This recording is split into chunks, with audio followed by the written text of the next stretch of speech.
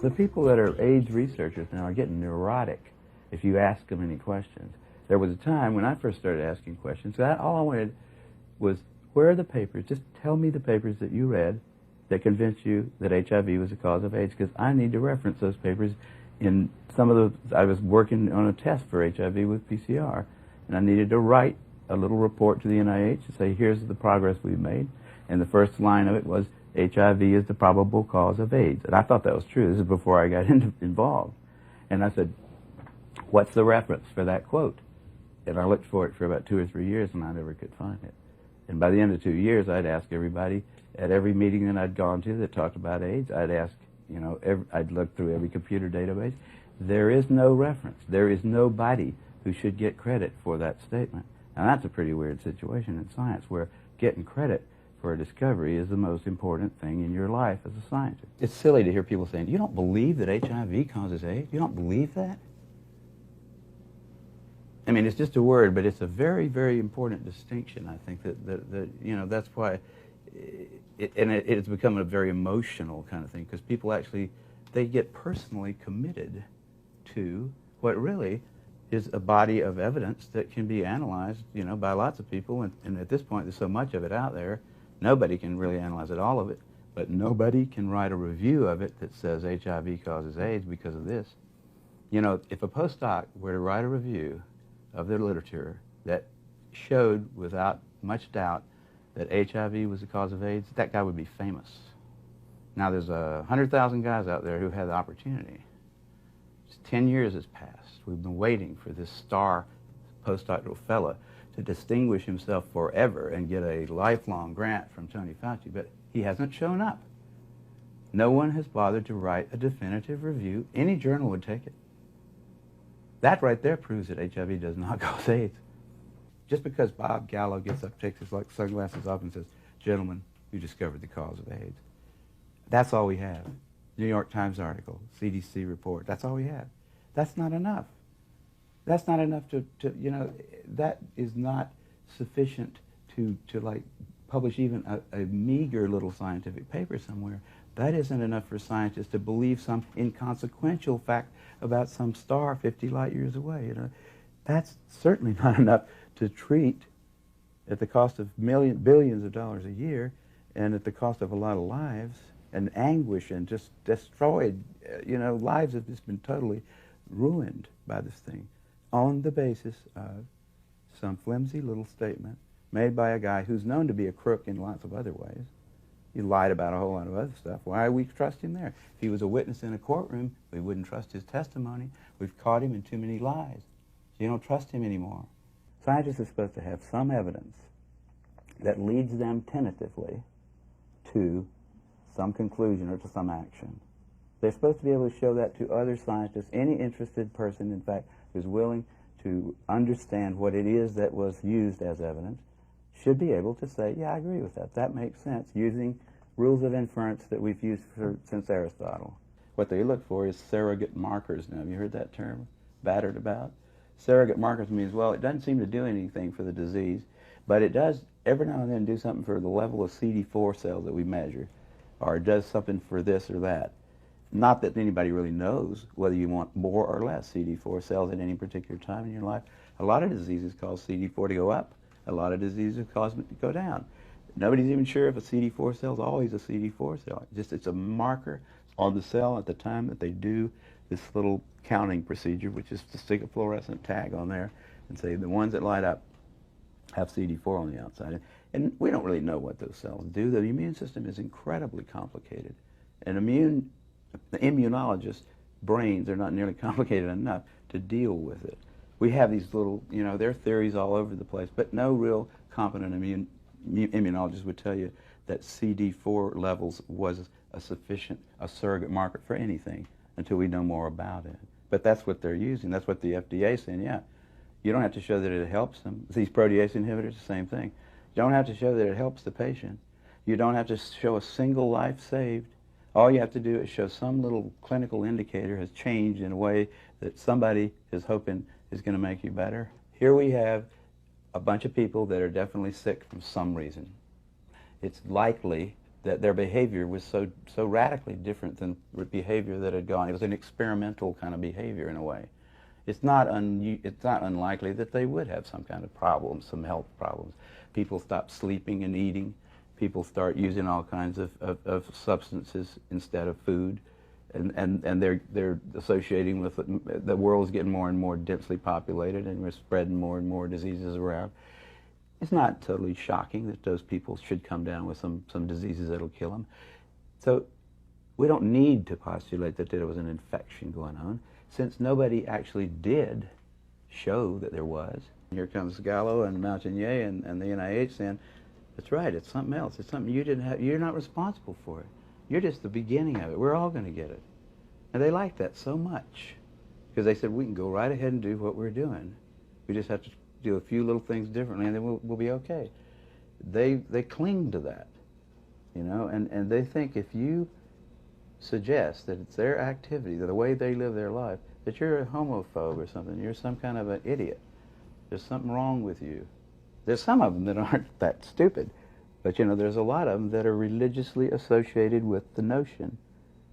They believe in the notion that it is an infectious thing that will eventually sweep across the planet and kill everybody. PCR came along right about the same time that HIV did, and it was at CETUS that people started looking with PCR for HIV. That was the only way to see it, except for culture, which was a long, protracted procedure, which a lot of times didn't turn up the results there weren't very good either. Can be contaminated. Oh, the cultures, the whole method, that cell biology is a bunch of magic half the time. And those culture, you know, the people that say they can do quantitative estimations of HIV from cultures are just, they're fooling themselves. The number of cases reported went up epidemically, you know, exponentially, because the number of tests that was done went up exponentially. How many doctors knew about HIV in 1983? 2. How many knew about it in 1985? Say 500. How many knew about it in 1986? 40,000. So that's where the curve came from. How much money did we make off of HIV this year? And they could have plotted that, and it would have looked the same. You know, and they could have said it's an epidemic because we're making more and more money off of it every year. If it's just caused by needles, or it's just caused by homosexual activities, you're not going to really get a long, sustained public outcry against it, and nobody's going to want to spend $6 billion a year. They're going to say, well, we really didn't like those people anyhow. Great.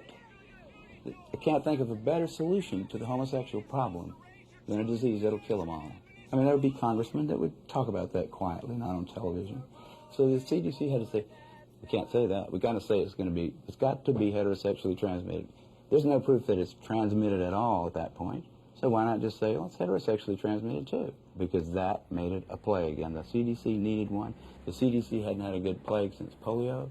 Their funding was probably going to be cut back if they didn't come up with one. The guy that was the head of the CDC, in fact, wrote memos that have been obtained, you know, where he describes this as hot stuff. You know, those guys have got an agenda, which is not what we would like them to have, being that we pay for them to take care of our health in some way. The scientists are, like you say, they are considered the final arbiters of what's good for the planet or what's bad for the planet. And they hadn't got the slightest idea. Instead of wearing white robes, they wear white lab coats, you know. Instead of bringing you the word of God, they bring you the word of the EPA or whatever. And they don't have to understand what it is that they're making you do, in fact. And people, you know, I think they fall naturally into it because there is a need in humanity for something like a religion, something that makes you feel a part of some larger kind of group, something that you think, in spite of your wormy little life, makes you a part of something good, something big. When beliefs get tangled up with facts, matters of fact become matters of religious kind of significance, where if somebody gets mad at you for asking him a question in a scientific meeting, or says, we're never going to have Kary Mullis at the European Union of whatever kind of scientists, so they put it in Nature, because he came in there and had the audacity to tell people that it might not be that bad to have sex, that AIDS might not be something you get from sex. that I don't see any evidence for it, is all I said. I don't see any evidence for it. Why? You can't tell young people that. Today, there are many scientists and physicians working within the conventional institutions who have similar viewpoints to those of the dissidents. Well, why don't they come out? Why don't they speak their minds? Is it possible that they take a look at what has happened when you do question the HIV equals AIDS equals death hypothesis? They've been suppressed. Dr. Peter Duesberg, noted scientist, was the main person in the line of fire. Peter is a very scholarly person in addition to being brilliant too. He's very careful. He doesn't say anything that he can't support. And also one of the most brilliant people surely the most brilliant virologist. Peter Duesberg at the University of California, Berkeley campus is seen as someone who is now dangerous. His funding has been cut off. Graduate students are encouraged not to take his courses, and I think his administrative duties have included being in charge of the department picnic. My funding, for example, from the National Institute of Health will not be renewed as of this year, and I may be out of business then. Also, my colleagues have essentially excommunicated me. I'm not invited to meetings, or hardly ever to meetings anymore, not ever to one on AIDS. I'm not allowed to publish in the same journals anymore as I used to. Even as a member of the National Academy, I cannot publish in the National Academy my views that drugs may be the cause of AIDS. And I have plenty of evidence to support it, to document my claim, which might be very relevant to the health of millions of Americans and people on this planet. Yet I'm censored because I'm essentially considered to be an outcast or an odd man or somebody who has controversial views. He was a really well thought of guy too because of his ideas. The whole field, I mean, in cancer, he's the guy that led him into the whole oncogene thing, you know. Big research bonanza. Anybody who could order a little kit from some company and hire a couple of technicians could be a cancer researcher because of things that Peter opened up. And then Peter said, no, I don't think that's actually the cause of cancer. And that made those guys a little bit angry. And then he comes along and does the same thing for AIDS. He said, you know, I think we're on the wrong track here. You know, it's just like in political scandals. Follow the money trail. Figure out who's getting paid for this. Who's getting the money for those Western blots. There's your person who's going to always come down on the side of, yeah, you got a confirmatory Western blots, they call it. They don't even do them in England anymore. No, but not since 1992. It's totally, and ask a doctor how it works. The doctor who prescribes, who says, got to have a Western blot to confirm this ELISA positive thing. How does that work, doctor? Sir, what are they now measuring about me that's different from what they measured with the ELISA test? He wouldn't know. He's not got any idea. I'll bet you there's scarcely 50 physicians in this country that know what a Western blot really is. They know when to order it, and they know they get a kickback on it probably.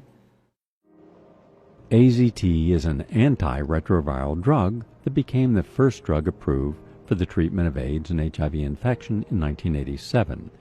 It was originally intended to treat cancer, but it failed to show efficacy and had unacceptably high side effect profiles. However, the unavailability at that time for alternatives to treat AIDS affected the risk-benefit ratio greatly. The antiviral drugs are chemotherapies. They're all based on chemotherapies that have been developed 30 years ago, long before AIDS was known, to kill human cells. Chemotherapy is restricted to a few months in the hope the cancer dies before you die. If you started taking any other chemotherapeutic agent for the rest of your life, it would be that agent probably that killed you. You know, when you give chemotherapy to somebody with cancer, you give them a round of it for maybe 14 days or a few days. Hopefully you're not going to kill the patient, you're going to kill the cancer. The patient's going to survive. But you don't keep giving it to him until he dies, because he certainly will. The way to get rid of AIDS is to stop funding it. Just stop everything that's called AIDS research. Somebody tries to get a grant for AIDS research, say, we don't do it anymore. We don't have AIDS. If you want to study pneumocystis carinii, we'll maybe look at your paper and see if you've got, you know, something to say about that. You want to study any one of those diseases by itself, try to cure it, we'll talk about that. the thing that I learned, like back in 1968 when I first published a paper by myself in Nature in a field that I had no expertise in at all, there are no old wise men up there at the top of science. Which I really did until 68. I would have thought, you know, if you try to publish a dumb paper in a journal like Nature, it won't get published. If you try to publish a good paper in there, like I later tried to publish PCR, the invention of PCR, in the same journal, and they didn't take it. So it's up there. There isn't an up there. There's no place up on the Academy of Science is just a bunch of idiots, just like everybody else. You know, the editors of journals, austere journals even, they're just busy with their little lives and stuff. There are no old wise men up on the top making sure that we don't do something really dumb. They are all prostitutes, most of them, my colleagues, to some degree, myself. You have to be prostitute to get money for your research.